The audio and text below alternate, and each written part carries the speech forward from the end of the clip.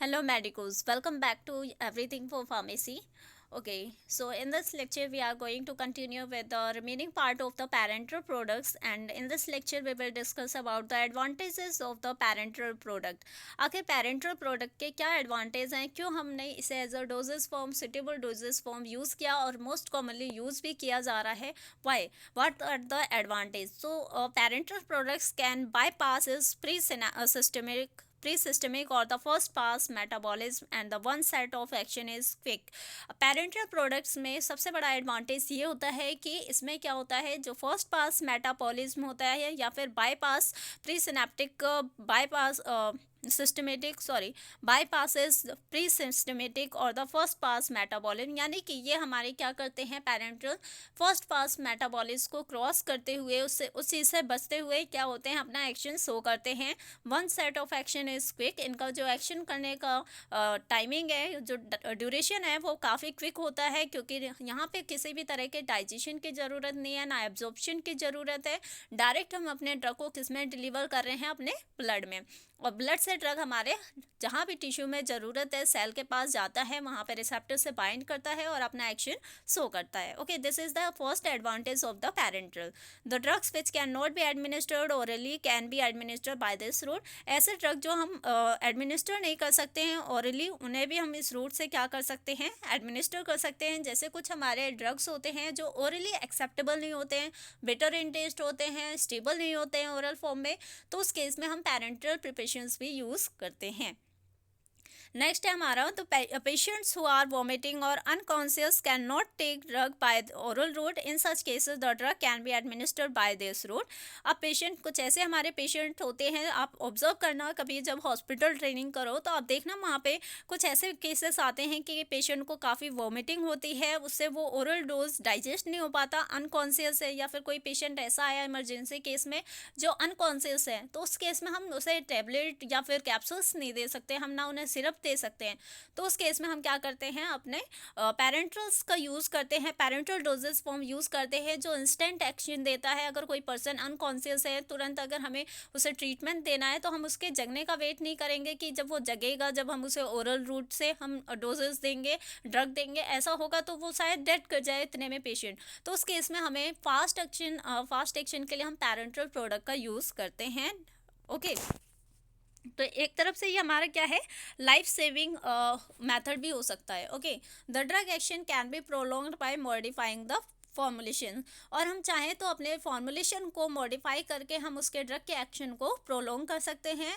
This route can deliver transfusion fluids containing the nutritives like glucose and electrolyte such as sodium chloride. अब इस root के through हम क्या करते हैं, पेरेंटल की हेल्प से हम अपने फ्लूइड को ट्रांसफ्यूज कर सकते हैं अपनी बॉडी में डायरेक्टली. अब हम अपने ब्लड में क्या करते हैं, न्यूट्रिएंट क्वालिटी बढ़ा सकते हैं. अगर हमें ग्लूकोज की ज़रूरत है, इलेक्ट्रोलाइट इम्बैलेंस हो गया हमारी बॉडी में, तो उस केस में हम क्या करते हैं, पेरेंटल मेथड यूज़ करते हैं, पेरेंटल डोजेस फॉर्म यूज़ करते हैं, ताकि हम ईजिली और फास्टली अपना क्या कर सके, रिकवरी कर सके, जिस चीज़ की भी हमें प्रॉब्लम है, जिस चीज़ की हमें हमारी बॉडी में कमी हो गई है. ओके, लेकिन ये सब चीज़ें भी एक लिमिट वे में करते हैं, एक तरीके में करते हैं. कभी ऐसा नहीं है कि हम जो भी मर्जी चाहे जो भी उठाया हमने अपने डायरेक्ट ब्लड में इंसर्ट कर दिया, ऐसा कुछ नहीं है. वो सिर्फ हमारे एक एक्सपर्ट, हमें आने वाले जो आगे के नेक्स्ट जनरेशन जो फार्मासिस्ट बनने वाले हैं, अगर वो एक प्रॉपर तरीके से स्टडी करके जाते हैं, उन्हें अच्छे से नॉलेज होती है कि किस तरीके से किस तरह के पेरेंटल प्रोडक्ट को प्रिपेयर करना है, किस तरीके से उसे डिलीवर करना है, किस कंडीशन में करना है. ये एक वेल नॉन फार्मासिस्ट को ही पता होता है, लेकिन उसके लिए हमें डीप स्टडी करनी होती है, डीप नॉलेज होनी चाहिए. क्या साइड इफ़ेक्ट आएंगे, क्या हमारे इफ़ेक्ट आएंगे, ये सारी चीज़ें नॉलेज में होनी चाहिए जब हम इस चीज़ को प्रिपेयर करते हैं. ओके, नेक्स्ट डे कुछ लिमिटेशंस होती हैं, एट डिसएडवांटेज होते हैं हमारे पेरेंटल प्रोडक्ट्स के, जैसे कि injection causes pen at the site of the injection. सबसे बड़ी प्रॉब्लम ये आती है, ये ईजिली फास्ट एक्शन तो देता है, लेकिन क्या है, अगर हम ये नहीं चाहते ओरल रूट से, अगर हमें डिफ़िकल्टी हो रही है किसी मेडिसिन को लेने में, हम सोचते हैं पेरेंटल ले लें, लेकिन उसमें सबसे बड़ी प्रॉब्लम आएगी फिर कि हमें पेन होगा. जहाँ भी इंजेक्शन डिलीवर किया जाए, ड्रग डिलीवर किया जाएगा थ्रू द इंजेक्शन, वहाँ पे वो पेन चुभती है, तो हमें क्या होता है, पेन फील होता है. तो इस कंडीशन में ये एक डिसएडवांटेज होता है. कई बार पेशेंट इस चीज़ को भी एक्सेप्ट नहीं कर पाते हैं. Okay, the trained persons are required to administer the drug. अब इंजेक्शन लगाने के लिए भी एक ट्रेन पर्सन की ज़रूरत होती है, उसे हम अपने इंडिविजुअली हम अपने घर में नहीं ले सकते। ओके, हम जब भी लेंगे जब कोई ट्रेन पर्सन होगा, जब वो डिलीवर करेगा इस ड्रग को, जब भी हम क्या कर सकते हैं, उसका यूज़ कर सकते हैं। तो ये भी हमारा एक डिसएडवांटेज है।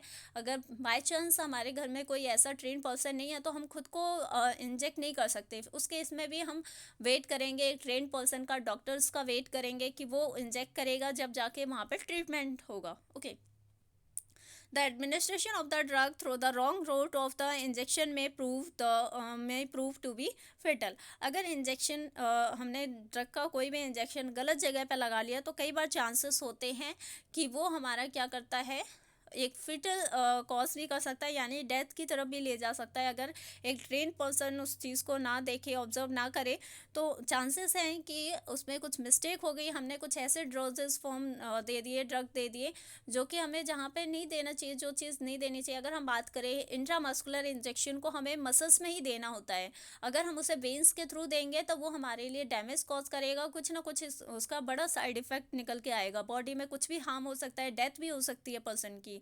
ओके, जैसे कि मैं एक एग्जांपल दूं, हमारा डिक्लोफेनेक नाम का एक इंजेक्शन आता है जो कि पेन किलर होता है, एनाल्जेसिक की तरह यूज़ किया जाता है, और उसे हम इंट्रा मस्कुलर ही देते हैं। लेकिन अगर तुमने उसे इंट्रावेनस यानी वेन्स के थ्रू दिया तो शायद उस पर्सन की डेथ हो जाए, या फिर क्या साइड इफ़ेक्ट निकल के आएंगे कोई आइडिया नहीं है, वो स्टडी के थ्रू ही हमें पता लगेगा। लेकिन हाँ, जब वहाँ पे ऑलरेडी ये चीज़ डायरेक्टेड होती है कि हाँ हमें इसे इंट्रामस्कुलर रूट से ही देना है, इट्स मीन अगर हम दूसरे रूट से देंगे तो शायद वहाँ पे कुछ भी हो सकता है, इसकी कोई भी रेस्पॉन्सिबिलिटी नहीं लेगा। वो सिर्फ रेस्पॉन्सिबिलिटी होगी तो केवल जो इंजेक्ट कर रहा होगा पर्सन, जो ट्रेन पर्सन उस चीज़ को कर रहा होगा, उस पर ये रेस्पॉन्सिबिलिटी आएगी कि उसे हैंडल करना होगा चीज़ों को, कैसे उसने मैनेज करना है। ओके, तो बहुत सारी चीज़ें हैं, ये सारी चीज़ें हम जब सीखते हैं जब हम प्रैक्टिकल लाइफ में जाते हैं। ओके, जब आप ट्रेनिंग करेंगे, जब हम देखेंगे कि क्या चीज़ें रियलिटी में है, क्या थ्योरेटिकल है। थ्योरेटिकल है, कुछ हम पढ़ते हैं, चीज़ें माइंड में नहीं रहती, लेकिन जब हम चीज़ों को प्रैक्टिकली देखते हैं तो वो चीज़ें हमें ग्रैप्स होती हैं कि हाँ क्यों, किस रीज़न से हमने पैरेंटल डोजेस फॉर्म यूज़ किया, किस रीज़न से ओरल डोजेस यूज़ कर रहे हैं। Okay, it is difficult to save a patient when overdose is given. अगर हमने इंजेक्शन के थ्रू डायरेक्ट ब्लड में ओवरडोज दे दिया ड्रग का तो भी चांसेस हैं कि हम उसे रिकवर नहीं कर सकते, तो चांसेस हैं वहाँ पे ग्रेटर साइड इफेक्ट आएंगे, कुछ डिफिकल्टी भी आने के चांसेस होती हैं।